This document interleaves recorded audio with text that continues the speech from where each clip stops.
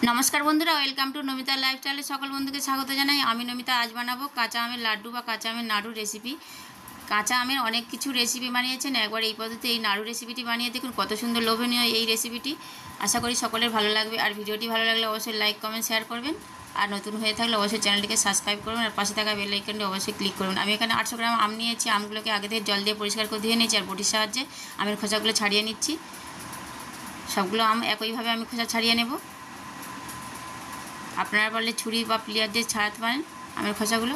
সবগুলো আমের খোসা ছাড়ানো হয়ে গেছে। এরপর আমি একটা গ্রেড নিয়েছি, গ্রেডের সাহায্যে আমি বড় ছিদ্র থেকে আমি ভালো করে আমি গ্রেড করে নেব, যাতে আমের ছোলাটা একটু বড় বড় হয়। খুব সুন্দরভাবে আমার গ্রেড করা হয়ে গেছে। দেখুন কত সুন্দর বড় বড় করে, খুব ছোট নয় খুব বড় নয়, মিডিয়াম সাইজ করে আমি কেটে নিয়েছি। আর এরপর আমি লবণ দিয়ে ভালো করে চটকিয়ে নেব, যাতে আমের টক ভাবটা চলে যায় আর কিছুটা জল বেরিয়ে যায়। এরপর আমি নিগড়ে নিগড়ে তুলে নিচ্ছি একটি পাত্রে, যাতে আমের জলটা ভালোভাবে বেরিয়ে যায়। দেখুন কতটা জল বেরিয়ে গেছে আমের।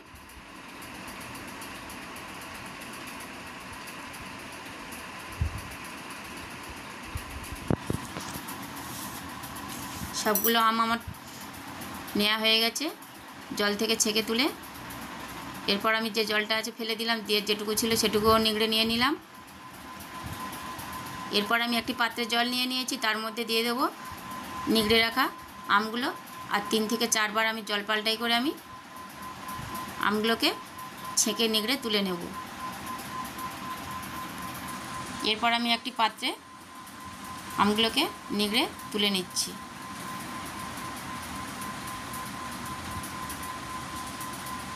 দেখুন বন্ধুরা, খুব সুন্দরভাবে আমার জল থেকে নিগড়ে নেওয়া হয়ে গেছে। এরপর আমি ভিনিগার দিয়ে দেবো আগে থেকে, যাতে না আমগুলো বেশি করে ঘেটে যায়।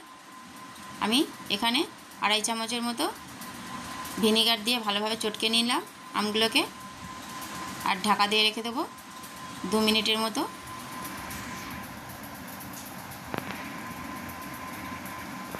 এরপর আমি গ্যাসে একটি ননস্টিকের কড়া বসিয়ে 2টো শুকনো লঙ্কা কেটে দিয়ে দিলাম, দিয়ে নাড়াচাড়া করে নেব কিছুক্ষণ মরিচটাকে ভেজে। এরপর আমি দিয়ে দিলাম সামান্য পরিমাণ মৌরি আর সামান্য পরিমাণ ধনে, আর দিয়ে দিলাম 1 চা চামচ 5 ফোড়ন। দিয়ে আমি ভালোভাবে নাড়াচাড়া করে নেব যতক্ষণ না মশলা থেকে একটি ঘ্রাণ বেরোবে, ততক্ষণ আমি নাড়াচাড়া করতে থাকবো। এরপর আমি 2 মিনিট হয়ে যাওয়ার পর আমি নিয়ে নিলাম,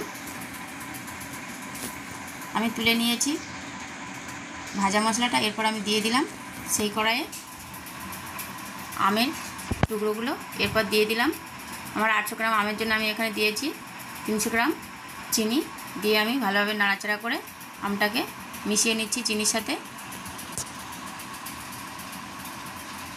আর এভাবে করলে অবশ্যই করে ঘাঁটবে না আমগুলো। আর এরপর দিয়ে দিলাম আম থেকে দেখুন অনেকটা জল বের হয়ে গেছে। এরপর দিয়ে দিলাম কাশ্মীরি লঙ্কা 1 চা চামচ, আর অল্প পরিমাণ হলুদ গুঁড়ো দিয়ে আমি নাড়াচাড়া করে নিচ্ছি। এই সময় গ্যাসের ফ্লেমটা একদম মিডিয়াম আঁচে রাখতে হবে, যাতে না তলায় লেগে যায়, আর অনবরত নাড়তে থাকতে হবে। এরপর দিয়ে দিলাম এলাচ ফাটিয়ে একটি, আর 2টো দারচিনি দিয়ে দিয়েছি, দিয়ে আমি অনবরত নাড়তেই আছি। এরপর আমি শিলে মশলাগুলোকে আধ ভাঙা করে আমি গুঁড়ো করে নিলাম। এরপর আমি একটি পাত্রে তুলে নিলাম মশলাগুলো।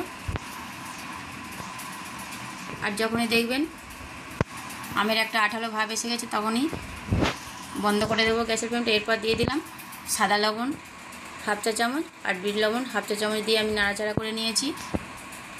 খুব সুন্দর একটা গন্ধ বেরিয়েছে। আর এদিকে আমার চিনির রসটাও অনেকটা কমে গেছে।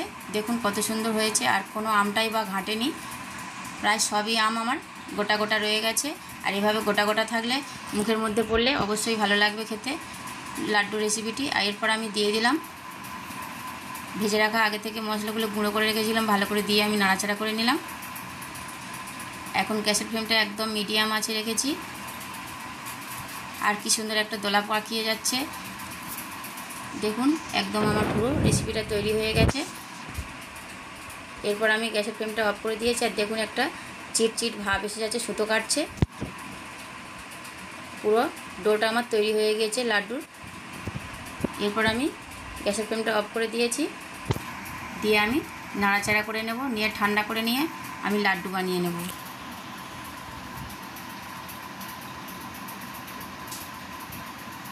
খুব সুন্দরভাবে আমার ডোটা তৈরি হয়ে গিয়েছে।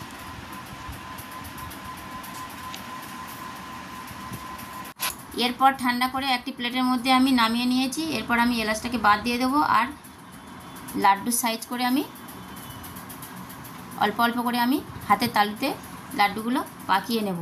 খুব সুন্দরভাবে আমি লাড্ডুগুলো পাকিয়ে নেব আর একটি প্লেটের মধ্যে আমি রেখে দেবো। আর এই কাঁচা মেঠার লাড্ডু রেসিপিটি হলো একটি ঐতিহ্যবাহী মিষ্টি, আর যা গ্রীষ্মকালে এই জনপ্রিয়। এই টক ঝাল মিষ্টি ও এলাচের সুবাসের জন্য খুবই জনপ্রিয়। এই গরমকালে রিফ্রেশিং মিষ্টি হিসাবেও উপভোগ করা হয় এই কাঁচা আমের লাড্ডু রেসিপিটি। দেখুন বন্ধুরা, আমার সবগুলো লাড্ডু পাকানো হয়ে গেছে হাতের তালুতে, আর খুব সুন্দরভাবে লাড্ডুগুলো বানিয়ে নিয়েছি। দেখতে কতটা লোভনীয় হয়েছে। আর দেখুন একটা লাড্ডু আমি কেটে দেখাচ্ছি কতটা সুন্দর হয়েছে। দেখতেই ততটা লোভনীয়, খেতেই তত দুর্দান্ত স্বাদে লাড্ডু আমার তৈরি হয়ে গিয়েছে কাঁচা আমে। আজকেকার মতো ভিডিওটি এখানে শেষ করলাম। আবার দেখা হবে অন্য কোনো রেসিপিতে।